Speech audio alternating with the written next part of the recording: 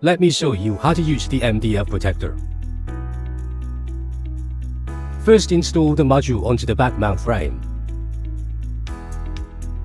Then use the insertion tool to connect the wires with the module, and cut the extra wires one by one.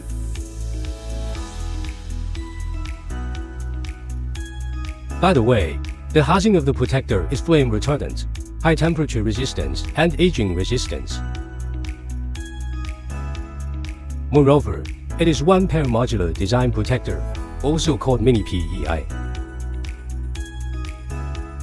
Next, confirm that the wires are firmly connected and insert the earth bar into the module.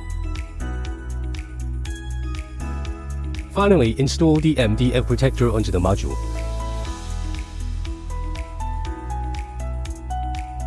It's completed.